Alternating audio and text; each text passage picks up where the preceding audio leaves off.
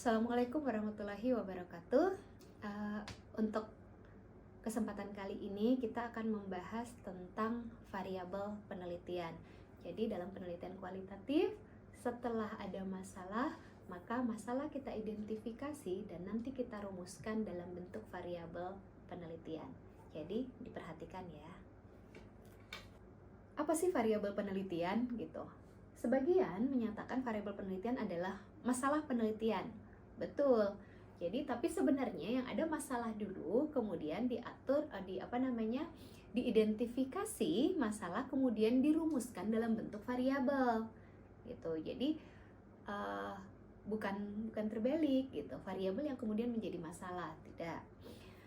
Nah, pengertiannya variabel itu adalah konsep yang memiliki variasi nilai. Jadi kuncinya bahwa variabel itu pasti memiliki variasi yang lebih dari satu, entah itu keadaan, kategori, ataupun kondisi. Contoh ya yang namanya variabel, misalnya meja. Meja ini variabel atau bukan gitu? Ya sudah, pertanyaannya apa variasinya meja gitu kan? Mungkin orang akan menjawab coklat, mejanya coklat, kemudian merah, hijau gitu, atau kemudian mejanya besar, kecil gitu, dan lain-lain. Nah, meja itu konsep. Yang meja hijau, coklat, orange dan seterusnya itu warna meja. Jadi yang variabel adalah warna meja atau besar kecil, ukuran meja, bukan meja yang jadi variabel. Bisa difahami ya yang mana dibilang variasi nilai. Nah, sehingga kemudian contoh-contoh variabel ya yang memiliki variasi nilai, entah variasinya itu dari rendah ke tinggi, atau kemudian dia bentuknya kategori kayak tadi warna, jenis kelamin, dan seterusnya. Nah, dalam penelitian kuantitatif, masalah-masalah yang tadi kita rangkum, yang kita analisis, maka itu akan dirumuskan dalam bentuk variabel. Oke. Nah, ada yang membagi jenis-jenis variabel. Itu ada variabel kategorikal, variabel bersambung, kemudian ada yang menyebut juga variabel diskrit. Variabel kategorikal itu dia berbentuk kelompok, jadi variasi nilainya itu berbentuk kelompok-kelompok. Jadi seperti tadi, jenis kelamin gitu kan, laki-laki, perempuan, tingkat pendidikan, SD, SMP, atau jenis pekerjaan, guru, pengacara, dokter, polisi, PNS, dan seterusnya. PNS profesi bukan ya? Oke. Nah, kemudian ada namanya variabel bersambung, atau mungkin orang lebih mengenal dengan variabel kontinum. Variabel kontinum itu memiliki jarak jangkau tertentu gitu. Jadi dia punya dari tinggi ke rendah gitu. Misalnya kayak suhu.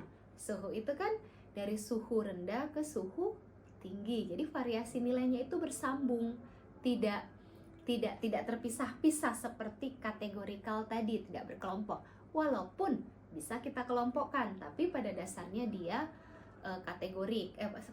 dia bersambung. Atau misalnya kemampuan gitu kan, kemampuan anak gitu. Nah, kemampuan anak kan tidak bisa dikelompokkan, walaupun ada yang menyebutkan anak mampu dan tidak mampu misalnya, ya tetap saja dia kontinum. Nah, kemudian ada yang menyebut variabel diskrit. Nah, variabel diskrit itu adalah variabel yang nilainya tidak dalam bentuk pecahan. Misalnya kita nggak bisa bilang anak 1,5 gitu kan, karena tidak ada anak yang setengah gitu. Ya itu berarti 2 anak, 3 anak, dan seterusnya. Atau beberapa jumlah, misalnya jumlah kursi gitu kan, kita 5, 6 kursi gitu, tidak bisa 6,5 kursi. Maksudnya setengah itu apa gitu kan, tidak. Jadi itu yang biasa disebut dengan variabel diskrit. Nah, berdasarkan keterkaitan antar variabel, itulah ada kita kenal dengan variabel bebas dan variabel terikat. Variabel bebas itu biasa disebut dengan variabel independent variable atau variabel yang mempengaruhi. Nah, variabel ini adalah sebagai penyebab gitu. Jadi dia memang terjadi lebih dulu. Nah, tapi paling mudah memahami variabel bebas adalah variabel yang mempengaruhi. Nah, yang kedua ada variabel tidak bebas atau variabel terikat atau disebut dengan dependent variable. Nah, dependent variable ini adalah variabel yang dipengaruhi. Jadi dia tidak bergerak, dia diam. Kemudian ada variabel-variabel yang lain yang membuat perubahan atas diri dia gitu. Nah, kemudian berkaitan dengan keterkaitan tadi, kemudian ada variabel-variabel yang entah berada di depan atau di tengah dari variabel bebas dan variabel terikat tadi. Kemudian ada dikenal dengan variabel moderator, variabel kontrol, intervening, antecedent, suppressor, dan seterusnya gitu. Jadi kan kita tidak bisa hanya menyebut pengaruh motivasi dan hasil belajar. Di antara motivasi dan hasil belajar ada banyak variabel yang bisa berada di antaranya, atau mungkin ada variabel sebelum motivasi. Nah, ketika kita kemudian memasukkannya ke dalam penelitian dan menjadi unit analisis kita, maka kita sebut mereka variabel-variabel itu yang antara bebas dan terikat tadi, itu variabel kontrol, moderator, intervening, dan seterusnya.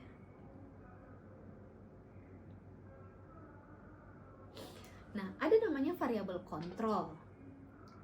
Jadi variabel kontrol adalah variabel yang ikut mempengaruhi variabel tidak bebas dan pengaruhnya bisa dikontrol atau dinetralisir atau dihilangkan.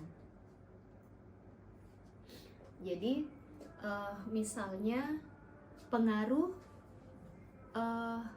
motivasi dan hasil belajar gitu kan. Tapi di antara motivasi dan hasil belajar ini kan ada variabel misalnya kemampuan gitu. Nah, variabel kemampuan ini mesti kita kontrol dulu untuk melihat apakah motivasi benar-benar mempengaruhi hasil belajar. Nah, kalau kita masukkan kemampuan tadi, maksudnya kecerdasan tadi ke dalam motivasi, di antara motivasi dan dan hasil belajar, maka variabel kecerdasan tadi bisa menjadi variabel kontrol. Jadi kita kontrol. Kalau misalnya kita membandingkan motivasi anak yang kecerdasannya tinggi dengan kecerdasannya rendah, kemudian melihat hasil belajarnya, ya jelas hasil belajar anak yang cerdas lebih tinggi kan daripada yang di bawahnya gitu. Nah, dengan adanya kontrol kecerdasan, jadi nanti yang kita lihat adalah anak kecerdasannya sama. Baru kemudian kita lihat bagaimana motivasi ke hasil belajar. Baru bisa kita percaya itu, karena pengaruh kecerdasan itu istilahnya sudah kita kontrol. Jadi mengontrolnya dengan yang kita ukur adalah anak-anak yang memiliki kecerdasan yang sama. Nah, ada lagi namanya variabel moderator. Variabel lain yang dianggap berpengaruh terhadap variabel terikat tapi tidak mempunyai pengaruh utama. Misalnya jenis kelamin. Kan kalau kayak tadi kecerdasan kan jelas bisa mempengaruhi kan. Tadi motivasi anak yang cerdas, tidak ada motivasi anak cerdas, ya tentu hasil belajarnya lebih tinggi daripada anak yang kecerdasannya di bawah itu gitu. Nah, tapi kalau misalnya jenis kelamin, mau dia laki-laki, mau dia perempuan, bisa saja kita membedakan, meletakkan motivasi terhadap hasil belajar pada anak perempuan, pada anak laki-laki bisa saja. Tapi kalaupun tidak masalah gitu. Itu yang namanya variabel moderator. Nah, masalah tadi yang tadi kita sudah bahas, yang sebelumnya kita bahas tentang